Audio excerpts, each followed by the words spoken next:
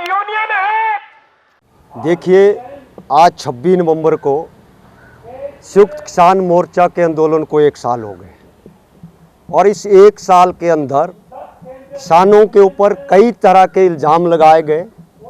उग्रवादी बोला गया, आतंकवादी बोला गया और कुछ कई बोला गया और साथ में किसान आंदोलन को तोड़ने के लिए किसानों पे लाठियां चली, मारा गया और गाड़ी से भी कुचला गया।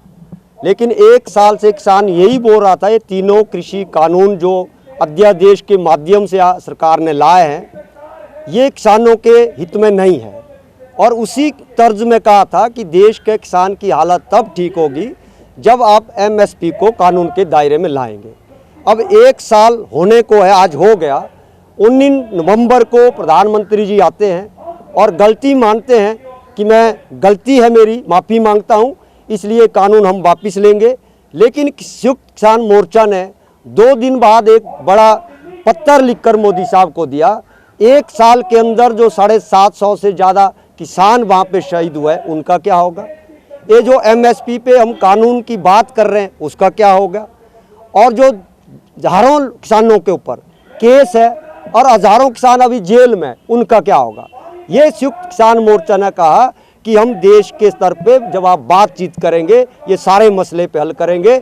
और ये भी कहा संयुक्त किसान मोर्चा ने, सिर्फ आपकी घोषणा से नहीं चलेगा, क्योंकि पहले भी देश की जनता ठगी जा चुकी है, इसलिए संसद के अंदर इसको आपको वापस करना पड़ेगा।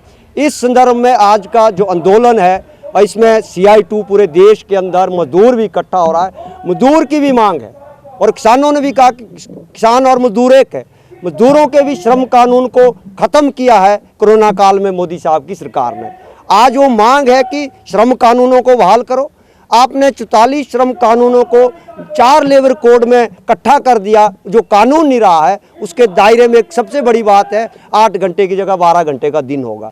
ये आज प्रमुखता से किसान मोर्चा और ट्रेड यूनियन मांग कर रहा है कि ये जो श्रम कानून है, इनको दोबारा से बहाल करो और इस देश के मजदूरों के हक के कानून आंदोलनों से बने हैं, शहादतों से बने हैं, आपने एकदम उन्हें ख़त्म कर दिया।